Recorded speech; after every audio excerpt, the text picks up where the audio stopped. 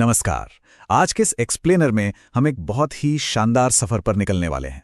हम सब रोज खाना खाते हैं, लेकिन क्या हमने कभी सोचा है कि खेतों के उस बड़े से मैक्रो लेवल से शुरू होकर ये खाना हमारे शरीर के अंदर सूक्ष्म माइक्रो केमिकल लेवल तक कैसे काम करता है? आज हम बिल्कुल इसी साइंस को डिकोड करने वाले हैं।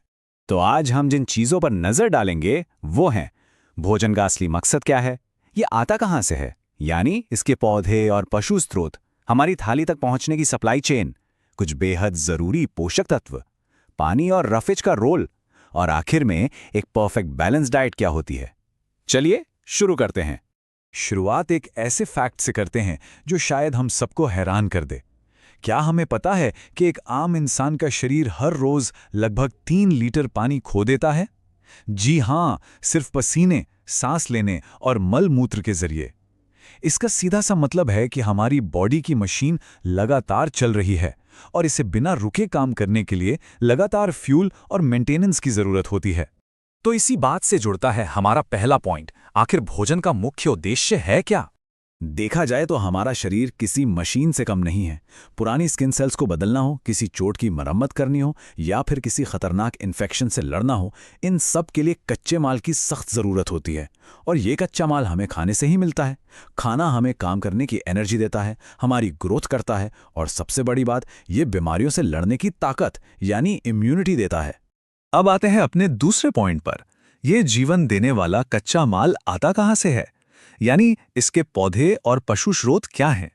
यह वाकई बहुत दिलचस्प है कि हम पौधों के लगभग हर हिस्से को अपने खाने में इस्तेमाल करते हैं। जरा सोचिए, जड़ों के रूप में हम गाजर और मूली खाते हैं और तनों में गन्ना और आलू। पत्तों की बात करें तो पालक और पत्ता गोभी, और फूलों में ब्रोकली या गोभी। यहाँ तक कि फलों और बीजों जैसे मूंगफली और अखरोट को भी हम बड़े चाव से खाते हैं। पौधों की ये वैरायटी हमारी न्यूट्रिशन का एक बहुत बड़ा बेस है। लेकिन रुकिए, सिर्फ पौधे ही नहीं, जानवर भी हमारी न्यूट्रिशन की जरूरतों को पूरा करते हैं। इसका एक बेहतरीन उदाहरण है मधुमक्खी पालन या एपीकल्चर। ये एक बेहद ही जटिल लेकिन कमाल का प्रोसेस है, जहां मधुमक्खियां फूलों का रस चूसती हैं और उसे प्रोसेस करके ऐसा शहद बनाती हैं जो गुणों से भरपूर होता है। सच में ये प्रकृति के सबसे अद्भुत कारखानों में से एक है। अगर हम जानवरों की बात करें तो उनके खान पान के हिसाब से उन्हें अलग अलग कैटेगरीज में बांटा गया है। जो सिर्फ पौधे खाते हैं वो शाकाहारी हैं, जो मांस खाते हैं वो मांसाहारी हैं। लेकिन हम इंसान कहाँ आते हैं?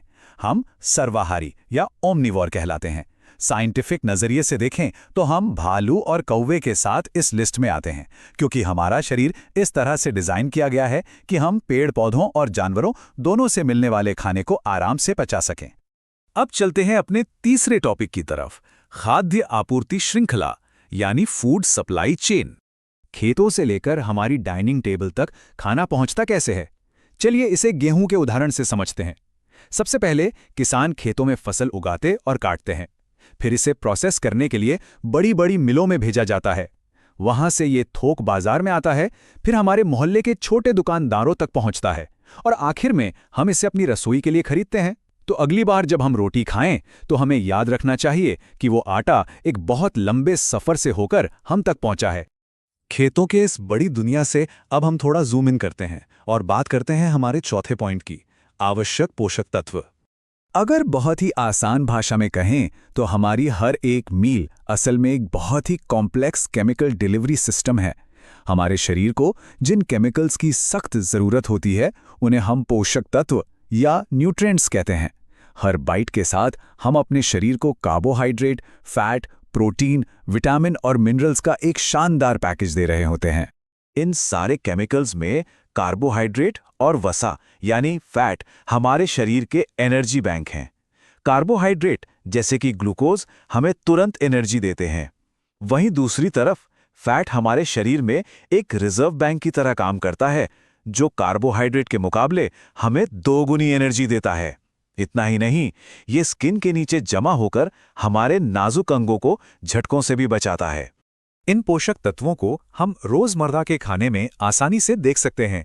फैट को पहचानने का एक बड़ा ही मजेदार तरीका है। अगर मक्खन, तेल या मूंगफली जैसी किसी चीज को एक कागज पर रगड़ा जाए तो हम देखेंगे कि वो कागज थोड़ा पारदर्शी सा हो जाता है, उसमें से आर पार दिखने लगता है। ये फैट की बिल्कुल साफ पहचान है। एनर्जी के बाद बारी आती है शरीर को बनाने की। प्रोटीन्स असल में हमारे शरीर के बिल्डिंग ब्लॉक्स हैं। इनमें भरपूर मात्रा में नाइट्रोजन होता है, जो पुरानी सेल्स को बदलने और नई सेल्स बनाने के लिए बहुत ज़रूरी है। अगर हम पौधों की बात करें तो सोयाबीन इसका सबसे बेहतरीन सोर्स है। हालांकि न्यूट्रिशन साइंस के मुताबिक जानवरों से मिलने वाला प्रोटीन हमारा शरीर ज़्यादा आसानी से और पूरी तरह पचा लेता है।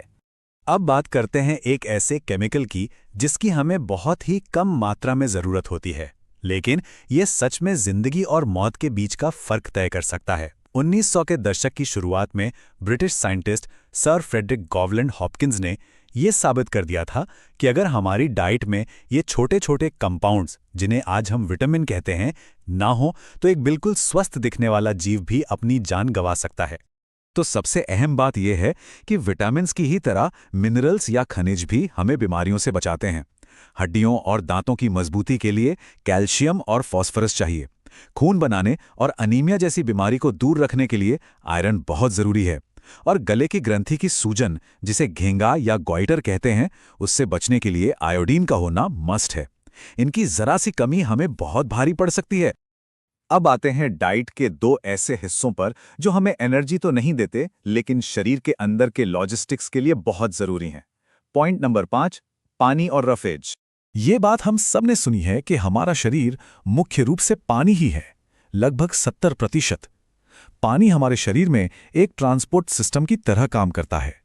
ये खाने को पचाने में मदद करता है, खून के जरिए जरूरी रसायनों को शरीर के हर कोने तक पहुंचाता है, और फिर जो कचरा या वेस्ट होता है उसे पसीने और यूरिन के रास्ते शरीर से बाहर निकाल फेंकता है। इसके बाद आता है रफेज या फाइबर, जिसे शरीर का क्लीनअप क्रू या सफाई दल भी कहा जा सकता है। ये पौधों के सेल्यूलोज से बनता है, जिसे हमारा शरीर पचा नहीं सकता, लेकिन फिर भी ये हमारे खाने में होना बहुत ज़रूरी है, क्योंकि ये हमारे डाइजेस्टिव सिस्टम में झाड़ू लगाने का काम करता है। ये वेस्ट को भारी बनाता है और उसे आसानी से बाहर निकालकर कब्ज जैसी परेशानियों को दूर रखता है।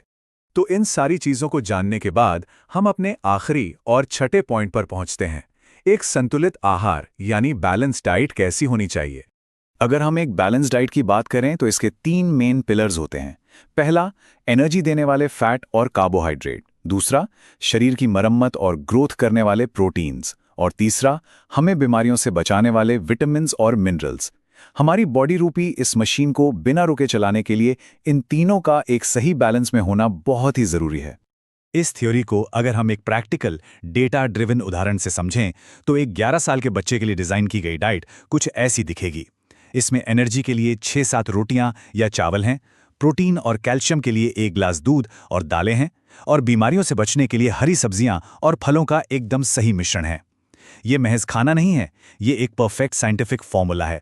तो दोस्तों, अगली बार जब हम खाना खाने बैठें तो हमें अपनी थाली को सिर्फ भूख मिटाने के जरिए के तौर पे नहीं देखना चाहिए। वो एक ऐसा शानदार कॉकटेल है जो हमारी पूरी बॉडी मशीन को चला रहा है।